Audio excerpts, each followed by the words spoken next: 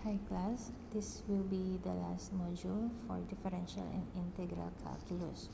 So, dinivide ko siya sa dalawa. First, naglagay ko ng review sa lahat ng mga na-discuss natin sa integral calculus. And then second, yung application in motion. So, this application is very simple. Parang direktang ginagamit mo lang si integral calculus. Parang nag-example lang tayo. Yung mga example natin in the past discussions. So, for the review part, meron tayong tinatawag na indefinite integral and then definite integral. Kapag indefinite integral, general pa yung solution na nakukuha natin. So, general solution is something like this, wherein meron tayong value na nakuha through integration and then yung may plus c. So, ito yung mga indefinite integral. Mayroon pa tayong plus c. So, this c is yung constant of integration. So, sa indefinite integrals, kapag meron kang given condition, makukuha mo yung value ng c. Pero kapag wala, hindi pinapa-evaluate, c will stay as c. So, general solution yun. Pero pag nakuha mo yung value ng c, it will be called na particular solution. Kapag hindi na c yung constant of integration. Kapag nakuha mo ng equivalent number niya, like 1 ba siya, or negative 1, 2, whatever. So, ang tawag na doon is a particular solution. Kapag C pa lang, it is general solution. So, ano yung definite integrals? Kapag definite, meron kang limits. Defined na yung limit ng integral mo. So, meron kang lower limit, may upper limit ka. And then, what does that mean? Ibig sabihin, yung function na na-integrate mo, yung nakuha mong sagot or solution sa integration mo, i-evaluate mo siya sa upper and lower limit using this equation. It means, ito yung solution ng integration mo, di ba? This is your equation. So, i-evaluate mo ang mga x values niyan sa lower limit na 1 and then sa upper limit na 1. So, gagamitin mo to. Ibig sabihin nito, yung solution mo using x values na equal to b, ma-minus mo dun sa solution mo wherein mga x values niya will be equal to a. Then, makukuha mo yung solution, yung definite solution ng integral mo. So, let's take that for example. Again, ito yung solution ng integration mo. Then, let us evaluate it sa limits niya. Lower limit is 1, upper limit is 3. So, ibig sabihin, this is your b, this is your a. So, let's evaluate. Sa b, values ng x. So, ang b natin is 3. So, ganun siya. And then, ima-minus natin yung equation, yung solution mo. Gagamitin mo ang mga x values na a, which is 1 yung a natin. So, this will arrive to 26 over 3. Ito yung definite solution ng integration mo. And makikita nyo dito, wala si c. Hindi ginamit ang c. Kumbaga, ibig kong sabihin, yung equation na to, which is your answer sa integration mo, hindi mo ginamit yung plus c. Ito kasi yung general solution eh. So, bakit hindi kailangan ang c kapag ine-evaluate ang upper and lower limit? Kasi, in the end, magka-cancel lang sila. Paano yun nagka-cancel? Ipapakita ko lang. Kunwari, hindi natin inalis yung plus c. So, evaluate natin ito sa upper and lower limit. So, this will be, upper limit is 3 plus c minus, so, evaluate natin yung function sa lower limit. So, lower limit natin is 1. So, ito yung nangyayari. Naka-minus sign siya. So, kung i-distribute mo yan, magiging negative na yung C. So, negative C plus positive C, mag-zero yan. So, nagka-cancel out. Okay. Kaya, sa evaluation ng limits, hindi na kinoconsider si C. Kasi nagsi-zero lang din. So, kung aalisin mo yan, matitira na lang yung equation mo, na integrate mo, minus mo na lang dun sa upper limit and lower limit. Okay? So, kaya kapag definite integrals, you don't need yung value ng C. You don't need to evaluate saan. Pero kung pinapakuha yung particular solution, you need to get C. Kung hindi naman, kung general solution lang, edi ganito lang yung equation mo in terms of C siya. Okay? So, next, ito yung mga na-discuss nating mga integration formulas. Dati, meron tayong differentiation formula. Sa integration, ito yung formulas natin. So, essentially, ang integration formula, itong mga to ay kabaliktaran lang ng differential formula. Differentiation formula. So, for mga transcendental terms, ito yung equivalent integration formula. This is yung dating ginamit natin sa differential calculus. So, essentially din, baliktaran lang sila. So, a simple example ng basic integration formula. So, na-discuss na natin to. So, ito yung original na problem. So, pwede mong i-isolate or ilabas, factor out yung 3, and then, gamitin mo ang power formula sa integration dito. So, ang ginawa dyan is, ano yung denominator, it will be yung exponent plus 1. And then, get your variable, and then may bago na siyang exponent na 1 plus 1. Remember, ang exponent na to is the same sa denominator. Kaya nakuha ang 3 over 2x squared. And of course, plus C, dahil general solution. Since yung problem hindi nagbigay ng condition, general solution ang makukuha mo. Wala kang particular solution. Wala kang definite solution. Kasi wala ding limits, upper or lower limit, wala siya. So, general solution ang makukuha mo dyan. Next, another example. Ganun lang din yun. But for this one, may binomial siya. X plus 1. So, to simplify, pwede mong i-distribute ito. Method 1, distribute mo. Then, individually integrate ito.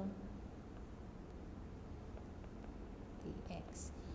Or, pwede mong i-integrate, factor out mo si 3, and then, x plus 1. So, pwede kahit alin.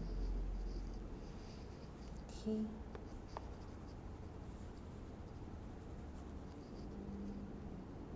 So, again, this one is it's called a general solution dahil may C. Then, kapag ang mga equations natin are complicated, we need other techniques ng integration. So, one technique na na-discuss natin is yung by parts. By parts, meron siyang equation na sinusunod. So, ito yung steps niya. You choose yung u mo, and usually, ito yung single variable na x. For example, dito, ito yung magiging u mo kasi mas magiging simple siya nun. And then, derive mo yung u to get du, and then choose dv, and that is essentially yung mga natira na variables natira dahil nung choose mo si u. So, kung nakapag-choose ka na ng u, lahat ng natirang variables will be dv. So, si dv, you need to integrate to get v. Then, lastly, substitute mo sila dito and then solve the problem. Mas magiging madali kasi yung integration niya dahil v du na lang yung integration mo. I-integrate mo. This is an example ng by parts. Ito yung problem natin. So, as you can see, wala siyang limit. So, definite integral siya. Indefinite integral. And then, the problem did not state any condition. So, we will get an answer na general solution lang. Meaning, may mga plus C ito. So, step number 1 sa by parts, you choose yung U mo. So, sabi nga natin, maganda na yung X yung magiging U mo dito kasi madali mong makukuha yung du dx mo. Ito. So, since meron kang X doon, siya na ang gawin ng U. And then, U is equal to X. So, derive each side. So, meron kang derivation dito. Derive ka dito. So, dx over dx is equal to 1. So, when you simplify, du is equal to dx. Kaya nakuha yan. Then, next step, get dv. So, dv is yung lahat ng natira na variables nung kinuha mo yung u mo, which is x. So, ito lahat yung magiging dv. So, ang dv, i-integrate mo yan. Next step is number 4. Integrate mo si dv to get cv. So, dv is this one.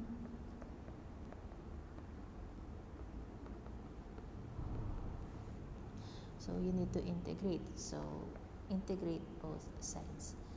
Integrating dv is v. Then next, integrate the right side. So, to simplify that, gawin natin siyang exponent. 1/2 ang exponent ng square root. So, mas simple na siyang i-integrate. Okay? So, to integrate, kunin mo yung exponent, magiging siyang denominator, and then plusan mo ng 1. Then, get your term, and then, yung exponent niya, magbabago. Paplasan mo din ng 1. So, denominator is equal to the exponent. So, simplifying, ito yung makukuha mong answer. So, meron ka ng u, may du, may dv, at v. Gamitin mo itong mga nakuha mo dito sa equation. Substitute natin sila doon. So, what is your u? It is x. So, ilagay mo si x doon. Next, what is your v? Your v is this mahabang term na to. At yan ang term na nilagay dito. This is your v. Next, minus sign. Ito siya, minus. Integrate. So, integral sign. Ano yung v? V is ito ulit. So, kaya ito siyang buo ulit. This is v again. And then next, si du. Du is dx. That's why ito si dx. So, now this equation is simpler to evaluate.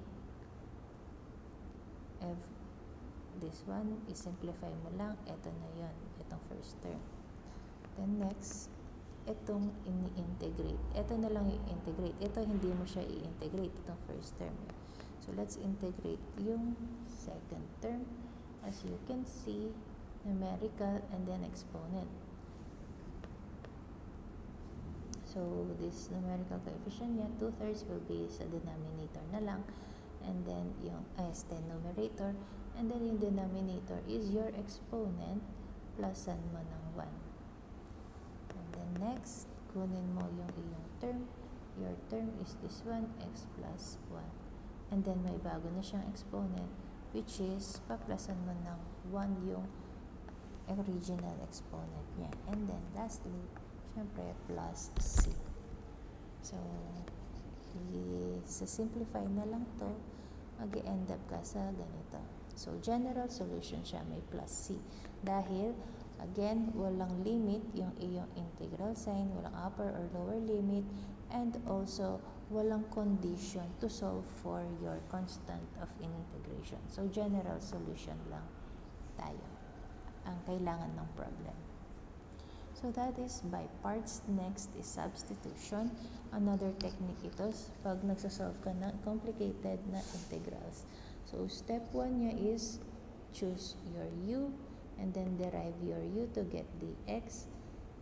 And then, check all variables are in terms of u. Kapag lahat na ng variables mo in terms of u, okay ka na.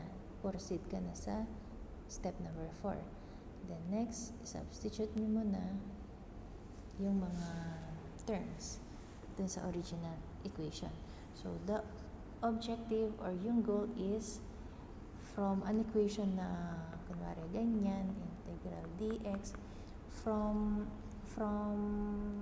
equations na in terms of x, i-convert mo yan na in terms of mga u. Basta ang variable ay lahat in u. Yun ang goal ng substitution. Okay, by parts, ang goal niya is to satisfy yung formula niya. May formula si by parts. Okay, substitution like this one, in terms of dx, kailangan in terms of du na tayo dito pag nag-substitution. So, step 1 is choose nga your u. Note, kapag nagpipili ng u, yung complicated or yung may mahabang equation, yung composite ang equation, ang palitan mo ng u. So, for this one, ito yung composite natin eh. This term is inside a square root. So, let's simplify yung term inside ng square root. Yun ang gawin nating u. So, choose u as si x plus 1. Ito. And then, derive mo ito to get yung du. Again, pipili ka ng u and then derive mo yung napili mong yon to get your du. So, if yung pinili nating u is x plus 1, how do we derive this one? So, derive mo siya sa side na to, and of course, derive mo din yung kabila. So, simplification, du over dx is equal to, what's the derivative of dx? Dx over dx, that's 1. And then plus, anong derivative ng 1? That's a constant, that is 0. So, this one, dx over dx is 1. So, du over dx is equal to 1. So, pag nag-cross multiplication ka, du is equal to just dx. Ganun siyang nakuha. So, kumpleto na ba? Lahat na ba in terms of du? Yung goal natin is to make this equation in terms of du, di ba? So, from this equation, gawin na natin silang all in terms of du. So, si dx, mapapalitan na natin siya ng du. Kasi dx is equal to du nga, sabi niya. So, du na to. Okay na? Etong term na to, since yung inside niya is ginawa na nating u, so we can say, eto na siya. Pero may natira pa si x dito. So, how do we get yung equivalent na term ni x na in terms of u? Using itong equation na to. We can derive si x. So, ibig sabihin, let me write dito, no? So, write u is equal to x. How do we derive yung x in terms of u? By isolating x na to. Transpose natin doon si 1. So, na-isolate na natin si x. This will be the value na ni x dito. I-replace natin siya doon. So, imbes na x ang isulat, we can write u minus 1. Ito na yung i-integrate natin. So, balikan natin to. Ito na yung equation. Integral u minus 1, ito yon. And then, square root of u, ito yon. And then, si du, ito yon. Okay? So, i-evaluate mo na lang siya yan. And this one is easier to integrate. So, paano simplify? I-distribute mo yung square root of u sa dalawa. Kaya naging u times square root of ito, and then minus 1 times square root of u times du. And then this is easy to integrate by expressing this one in terms of a fraction na exponent. The same dito, fraction na exponent. Yan ang equivalent nila, di ba? So ngayon, this is easier to integrate na. Exponent, rule pa na lang. So, again, paano mag-integrate ng mga exponential forms? So, itong exponent mo, ibaba mo dito, gawin mo siyang denominator. Pulasan mo ng 1, and then get your variable, and then yung numerator niya, palitan mo ng yung exponent niya, plusan mo din ng 1. So, the goal is, kung anong exponent na to, sharing denominator dito, equal yan. So, na-integrate mo na yung first term. Next mo integrate is yung u raised to 1/2. Ito naman. So, minus sign, and then yung 1/2, ilagay mo siya sa denominator. Plusan mo ng 1, and then get your variable, and then yung exponent niya ay magiging bago na, it is paplasan mo ng 1. So, the exponent, this one, is equal to the denominator, this one. And then, lastly, plus c. Okay? So, general solution ulit. Bakit? Dahil wala siyang upper limit, wala siyang lower limit. Wala din siyang binigay na condition para i-evaluate ang constant of integration para sana maging particular solution. But since wala nga, edi general solution tayo ulit. So, now, na-integrate na natin, pwede na natin i-simplify. So, simplifying that, ito yung makukuha mo. Pag sinimplify mo to, ito yung makukuha mo. And then, pero, in terms of u pa din yan. U. So, syempre, kailangan mong ibalik dun sa original na variable, which is x, as given sa problem. So, paano natin gagawin yun? Eh di, yung lahat ng u, papalitan lang natin nung equivalent value niya in terms of x, which is this one. So, lahat ng u, papalitan mo ng x plus 1. So, itong u na to, palitan mo ng x plus 1, kaya naging ganon. Itong u na to, papalitan ng x plus 1, kaya ganon siya. Okay? So, ganon siya nakuha. So, paano naman si definite integral? So, definite integral is just integrate mo lang to and then disregard yung mga c na nakukuha. Huwag mo nang isulat kasi nga nagka-cancel siya gaya na napakita kanina. So, pag definite integral, meron kang limit. May lower limit a, upper limit na b. So, the goal is just integrate mo lang to and then evaluate mo yung function, yung nakuha mong function, yung na-integrate mo, evaluate mo siya sa limit a and limit b by yung upper limit, yung evaluated na function with equivalent b minus mo dun sa function with x values equal to a. Then, makukuha mong answer is a numerical answer na. So, definite na yung solution mo. May value talaga. May magnitude siya. So, let's say, for example, this one. Let's integrate. Upper limit is 3 and then lower limit is 1. So, the function to integrate is x squared. Then, dx. Variable ng integration. Okay, let's integrate. Let's integrate x squared. So, to integrate that, ibaba mo yung 2 sa denominator. gawin mo siyang denominator. And then, plusan mo ng 1.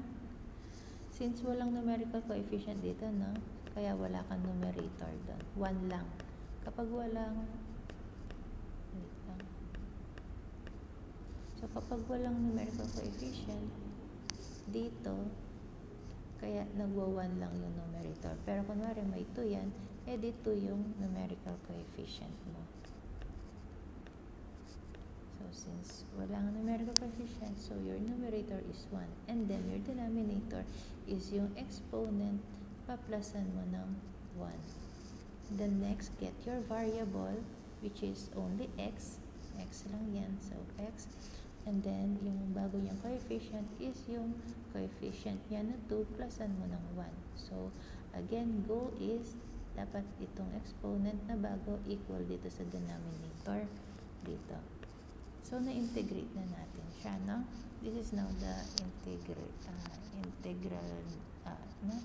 solution natin. So, we don't need to plus c kasi nga definite integral. So, let's simplify muna. This is 1/3 x cubed.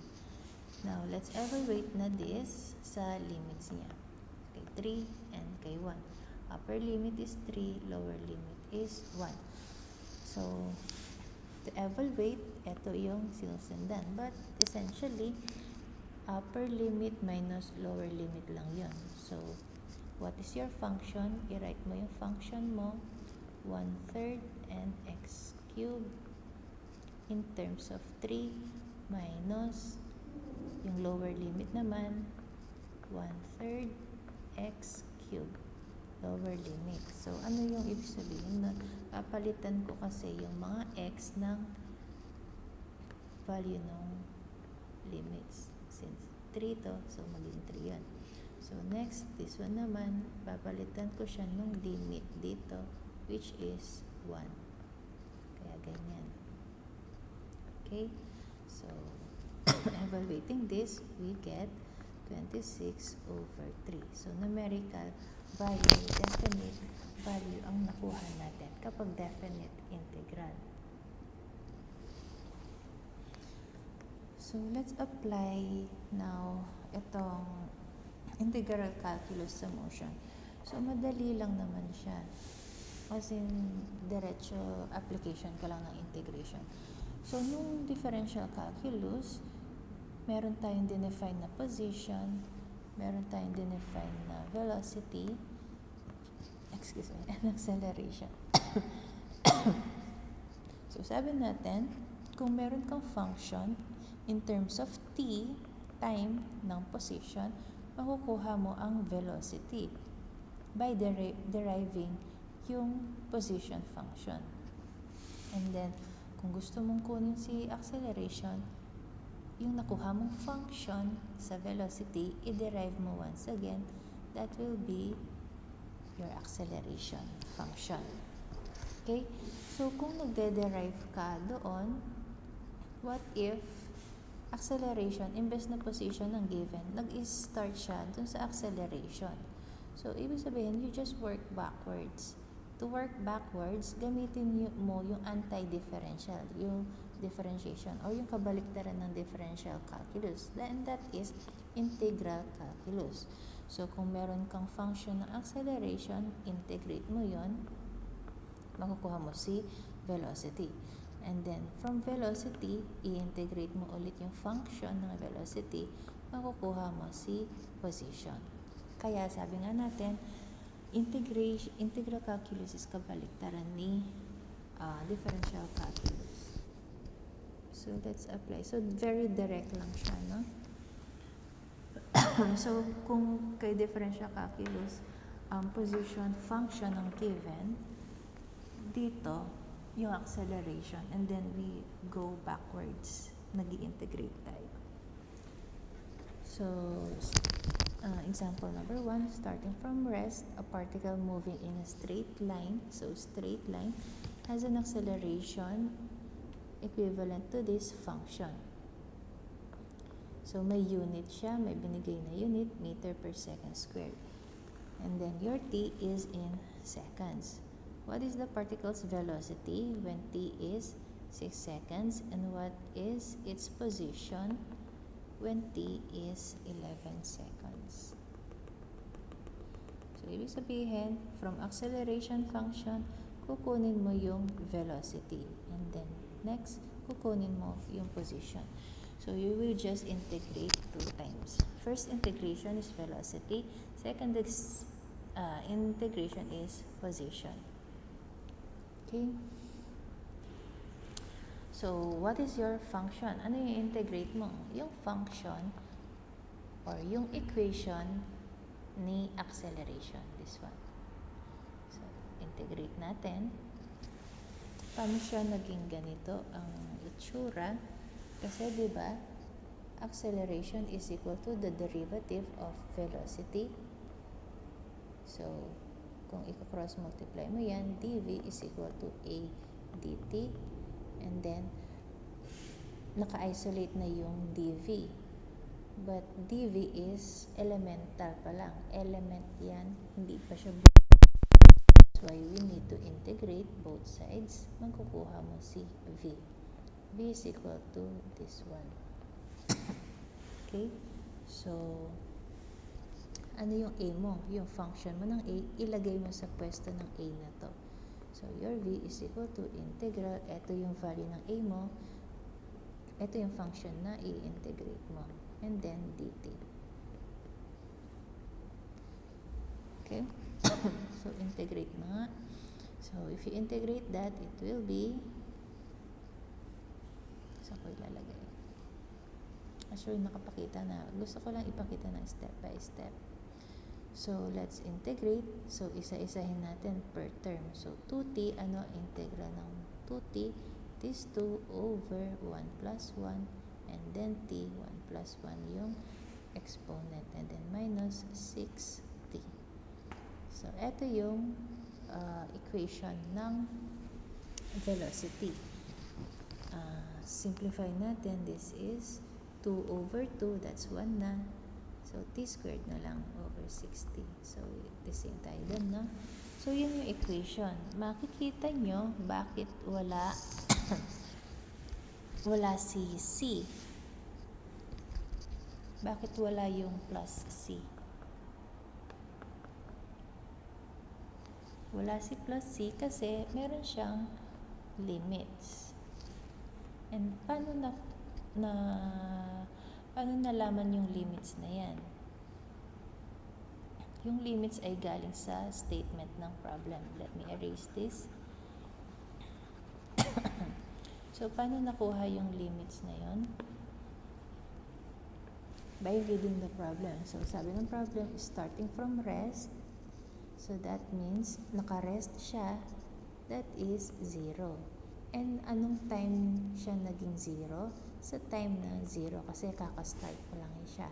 So, starting time of course is 0.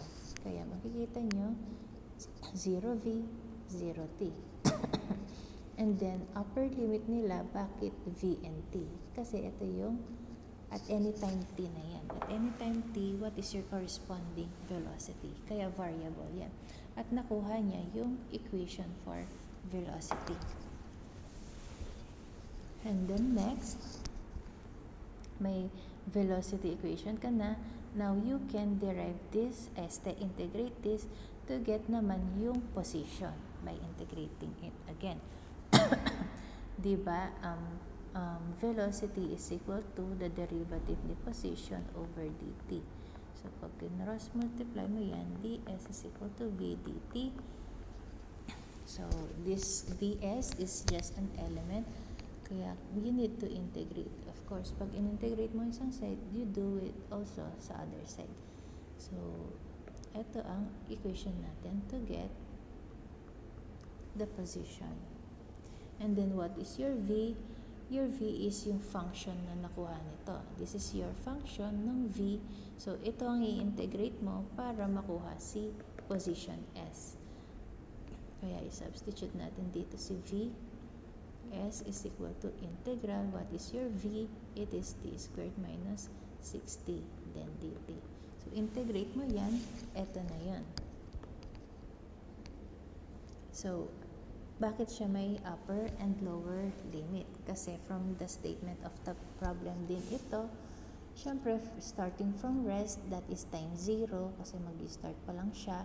Syempre, at time 0, hindi pa yan umaandar, wala pa yung displacement. So, nasa 0 position pa lang siya. And then, bakit S and T? Dahil yun yung variables or yun yung magiging value ng position at any time T. Okay? Kaya, when you integrate and then evaluate the limits, ito yan.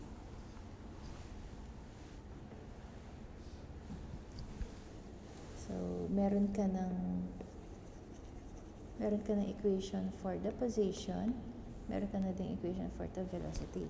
So, at time 6, makukuha mo na yung velocity by substituting yung 6 seconds at each t variable. So, pag ito ay 6, ito ay 6, gamin mo 6, what is the value ng velocity na makukuha mo? This is 6 squared, 36, minus 6 times 6, 36, 0. Kaya you get 0 velocity dito. And then next, ano daw yung position at 11 seconds? So, substitute 11 dito, substitute 11 dito. So, doing the operation, you get 80.7 meters na position. Okay?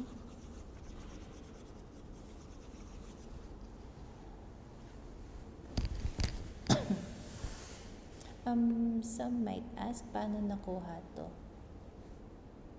Yung evaluation ng limits yan. Ito ang ginamit dyan.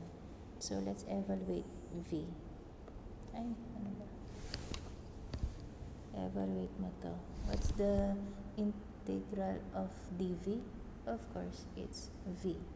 Now, evaluate V sa upper limit and lower limit.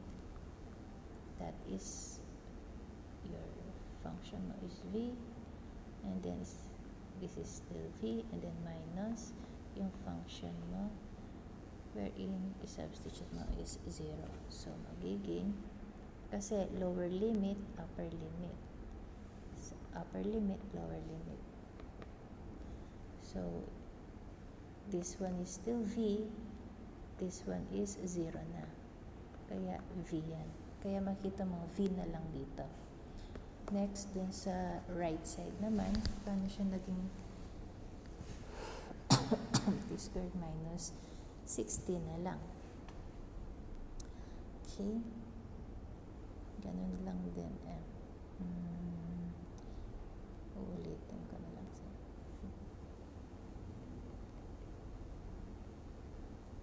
So, let's integrate. Distributive na lang para madali. So, numerator, and then what is your denominator? Since wala siyang exponent, meaning may imaginary 1 exponent lang kasi siya doon. Then, plusan mo ng 1, then get your variable.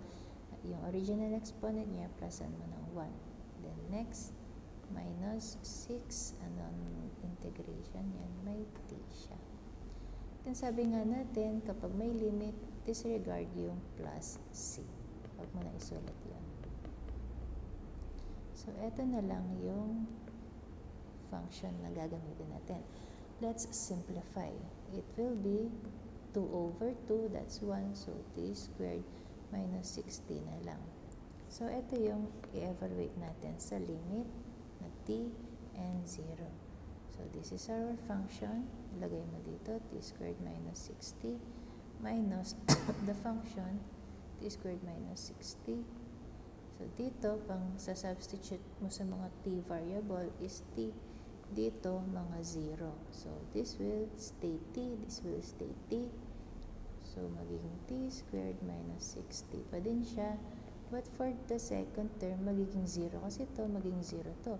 So, all in all, 0 lang ito. Kaya natira sa right side is t squared minus 60. Ito siya. Kasi 0 lang yung ang ma-minus or yung second term sa evaluation. Kasi puro 0 ang lower limit. Okay. Next problem. The graph shows the acceleration versus time of a moving particle. So, ito yung graph natin. This shows yung time on the x-axis. Along the y-axis is yung acceleration.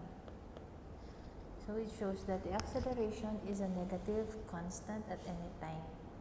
So, we can write its acceleration function as a is equal to negative 6.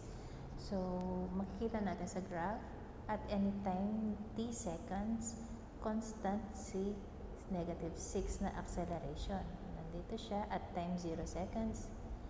It is negative 6 feet per second squared. At time 1 second, negative 6 pa din siya. Time 2 second, negative 6. 3, negative 6. So, linear, horizontal, lagi siyang negative 6 ang acceleration kahit anong oras. So, sasabi natin or masusulat natin na ang acceleration function is equal to negative 6. Yan yung equation niya. It is in terms of a constant. Constant na siya. So, ito yung given function ng acceleration. If v or your velocity is 12 meter per second when time is 0 second, and then your s, your position is negative 6 feet when time is 0 second. Determine, letter A, determine the acceleration, velocity, and position at 3 seconds. And then letter B, get the complete functions for the velocity and position. So for this problem,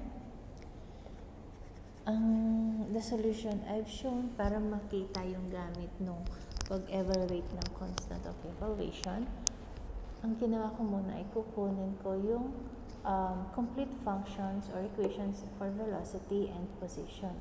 At pag nakuha ko na yan, may equation na ako. At any time na gusto kong i-evaluate, nakuha ko yung corresponding velocity and position kasi may function na ako. So, how do we get yung function ng velocity and position? Since meron tayong function, given na through the graph yung function ng acceleration, makukuha natin by integrating yung velocity. So, a is equal to negative 6. This is your function. Pag in-integrate natin yan, makukuha natin si velocity. So, what's the integral of negative 6? It is negative 6t.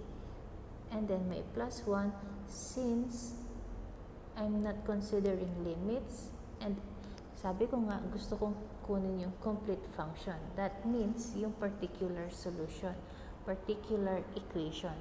That is yung equation without the c. Dapat may value yung c ko. So, kukunin ko yung value ng c. So, ito yung integral ng negative 6 na acceleration. It is negative 6t plus c1. So, to get rid of the c1, kukunin ko yung value niya using itong given conditions.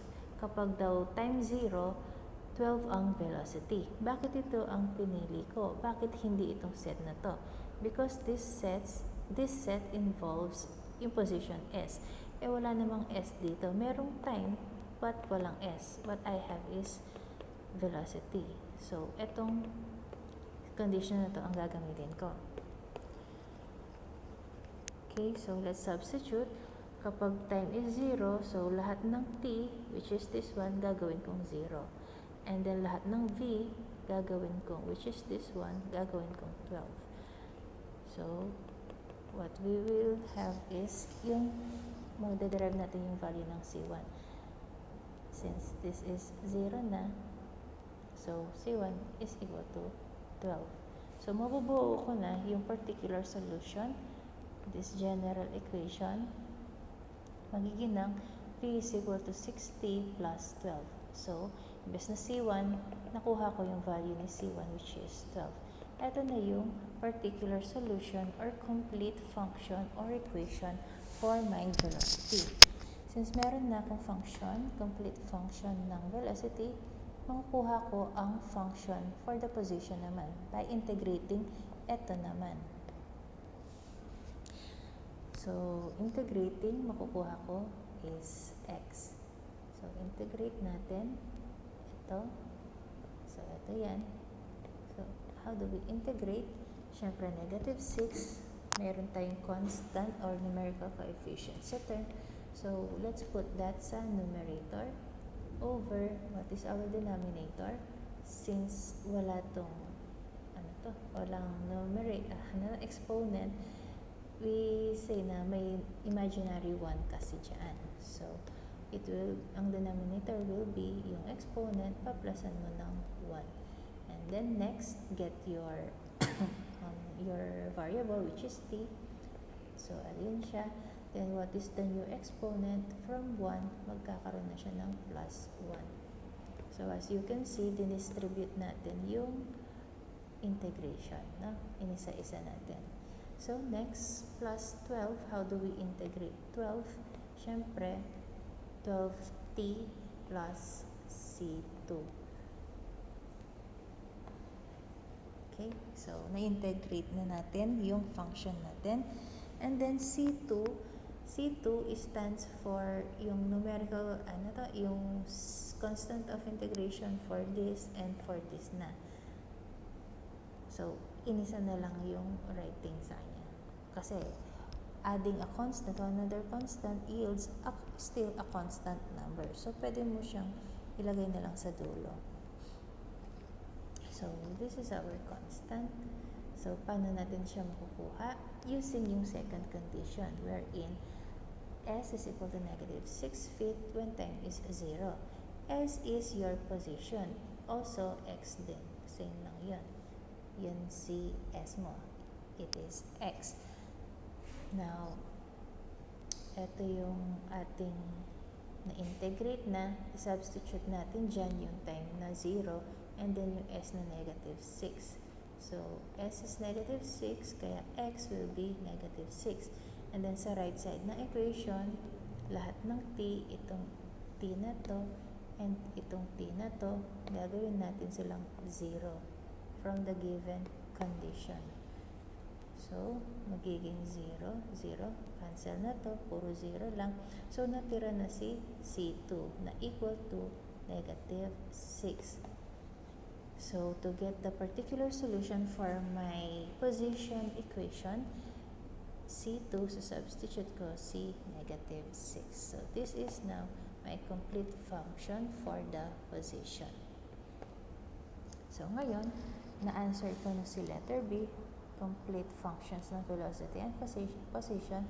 Now, I can get or determine the acceleration, the velocity, and position at time 3 seconds.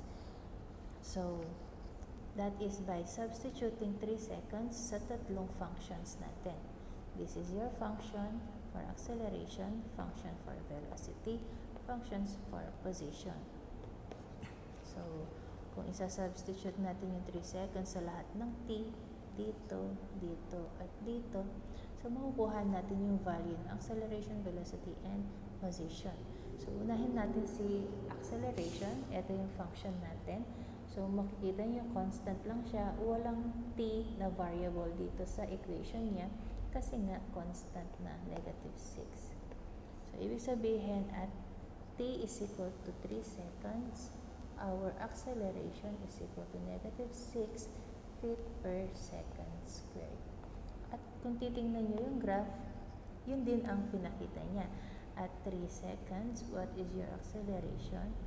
It is negative 6 feet per second squared. So, what about for the velocity? So, let's get the velocity using the velocity equation. So, dito merong t. So, substitute mo ang 3 seconds dyan. So, how much is your velocity? It is negative 6 times 3. This is negative 18 plus 12. So, that is negative 6. So, that is your velocity. Negative 6. Ano ang unit? Ay, nag-jumble ang units ko. So, this should be feet. Sorry, this is feet. Nagkamali ako dito. Feet yan na. So, nasan na ako? This is negative 6 feet per second. That is our velocity at time na 3 seconds. So, what about position? Using the position equation, let's get the position at 3 seconds.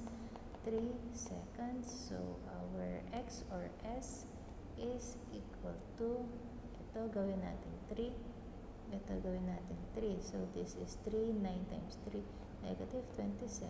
And this is 3 times 12. That is 36. So, 36 minus 6, that's 30. 30 minus 27, it is 3. So, our position is 3 feet. Okay? So, that is your acceleration, your velocity, and position. So, makikita nyo dito, since we have the complete equation or functions for acceleration, velocity, and position, pwede natin yan i-graph at any time t. T0, 1, 2, 3, 4, 5, 6, 7, 8, pwede mong i-evaluate anong magiging behavior ng particle mo, anong magiging motion niya. Kunwari, for this acceleration, since constant siya, so at any time t, kahit 1,000 seconds pa, constant siya na negative 6. And then, if you evaluate yung velocity, anong magiging behavior niya, basta i-substitute mo lang yung mga time dito. At time 1 dito ka. And time 2, magiging 0 ang velocity. Yan ang graphing ng mga velocity niya. And then, for the position, ito yung graphing ng position natin. So, as you can see, sort of parabolic or basta curve siya, no? So, yung nakuha natin kanina, we can check them here. Sabi natin, yung at 3 seconds, negative 6 feet ang acceleration per second squared. And then sa velocity, ano yun? Negative 6 at 3 seconds. Tingnan mo yung graph mo. At 3 seconds, it is really negative 6. And then at 3 seconds, ang position mo is 3 feet. So, tingnan mo dito. Nasa 3 feet nga and it's positive. Na? So, na-prove natin na tama yung nakuha natin dito. But anyway, graphing naman kasi yan. So, you can graph functions at any time t kapag meron kang complete equation nila.